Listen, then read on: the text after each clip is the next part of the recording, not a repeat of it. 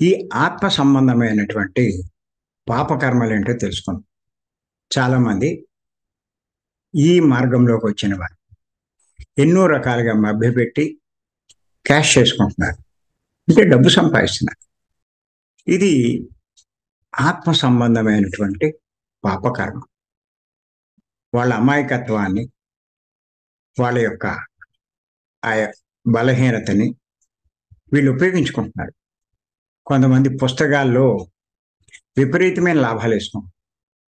ఏదైనా ఒక మాదిరి లాభం వేసుకుంటే పర్వాలేదు, కానీ వారిని విపరీతమైన లాభం వేసుకుని ఉపయోగపడని పుస్తకాలన్నీ వాళ్ళకి ఇస్తూ దాంట్లోంచి లాభం పొందాలంటే అది ఆత్మ సంబంధమైన పాపకర్మ.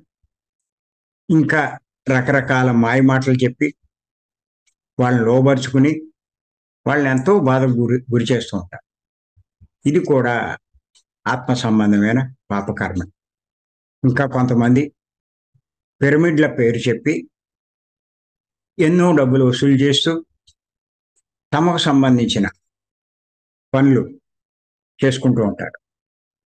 పిరమిడ్ పేరు చెప్పి ఎంతోమంది తమ కుటుంబ పోషణ చేసుకుంటున్నారు. పిరమిడ్ తయారవదు, కానీ వాడి ఇల్లు తయారైపోతుంది గ్రాండ్గా. ఇలాగా ఈ మార్గంలో క్యాష్ చేసుకోవడానికి చూసిన ప్రతి ఒక్కరూ కూడా ఈ ఆత్మ సంబంధమైన పాపకర్మలు చేస్తున్నట్టే. దాని ఫలితం భవిష్యత్తులో వారి ఆత్మ ఘోరంగా పతనం అవుతుంది. చాలా జన్మలు వెనక్కిపోతారు. ఆ విషయం వాళ్ళకి తెలియదు. పత్రి గారు అందుకే స్పష్టంగా చెప్తారు, ధ్యాన మార్గంలో డబ్బు లావాదేవీలు ఉండవు అని చెప్పి. అందుకే మనం ఏం చేస్తున్నామంటే భీమవరం క్లాసు గ్యారంటీ కోసం 300 తీసుకుంటున్నాం, వెళ్ళేటప్పుడు వారికి తిరిగి ఇచ్చేస్తుంది. అంచేత ఈ రకంగా ఎవరైతే ఇవన్నీ తెలుసుకుంటారో ఇతరుల ఆత్మకు నష్టం కలిగిస్తే మనం నష్టపోతాం.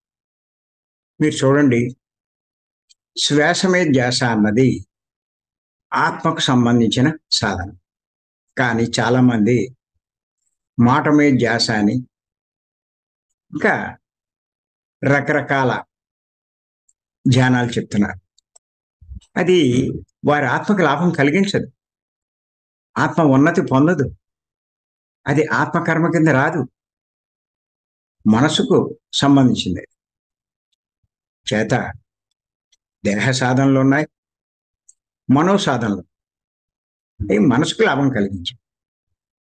మరి ఎవరైనా సరే తాను ఆత్మ కాబట్టి తన ఆత్మకు లాభం కలగాలి అంటే ఇతరుల ఆత్మకు లాభం కలిగించే మరి సేవలు చేయాలి. అది వాళ్ళకి అర్థం కాక మాట అంటే మాట మీద ధ్యాస పెట్టిస్తే మనసు పనిచేస్తుంది, అక్కడితోటి అయిపోతారు. వాళ్ళు ఆత్మ దాకా చేరుకోలేదు. అంచేత నిజంగా వాళ్ళు ఇది అర్థమవుతే వాళ్ళకి లాభం కలిగిస్తారు, తాను లాభం పొందుతారు.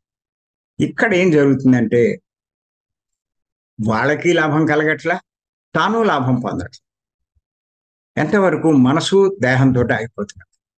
అంచేత ఈ ఆత్మ కర్మల్లో కూడా, అంటే ముక్తి కర్మల్లో కూడా పాపకర్మలు ఉన్నాయి, పుణ్యకర్మలు ఉన్నాయి. చేత ఏంటంటే గుర్తుపెట్టుకోండి, మనమంతా కూడా ఈ ధ్యాన మార్గంలోకి వచ్చాం, ఈ ముక్తి కర్మల్లోకి వచ్చాం. మనం ఇంతకుముందు మనము చేసి ఉన్నాం దేహపరమైనటువంటి పుణ్యకర్మలు, కానీ అది మనకి ఫలితం లేనిదని అర్థం చేసుకుని ఇప్పుడు ఈ ముక్తి కర్మల్లోకి వచ్చాం. ఈ ముక్తి కర్మల్లో మనం చేసే ఈ ఆత్మకర్మల్లో మన వల్ల ఇతరుల ఎవరికి నష్టం కలగకూడదు. ధ్యానం పేరు చెప్పి ఏ రకమైన మోసం మనం చేసినా, మోసగించిన, మాయ మాటలు చెప్పిన, తప్పుదారి నడిపించిన, వాళ్ళ ఎదుగుదలకు ఆటంకం కలిగించిన, తన స్వార్థానికి ఉపయోగించుకుని పతనమైపోతారు. ఎంతోమంది చూసాం మనం. మన సొసైటీలో చూసాం చాలా. దేనికైనా పాపం పండాలంటారు కదా. ఒకవేళ నీ చేస్తున్నా వాడికి ఏం జరగలేదు అంటే ఇంకా పాపం పండలేదు. అలా ఎంతో మంది దెబ్బతిన్నారు, ఎంతో మంది కనుమరుగైపోయారు. కొన్నాళ్ళు వెలుగుతారు, తర్వాత వాళ్ళు ఎక్కడ ఉంటారో కనిపించారు. అంచేత ఇవన్నీ మనం గుర్తుపెట్టుకోవాలి.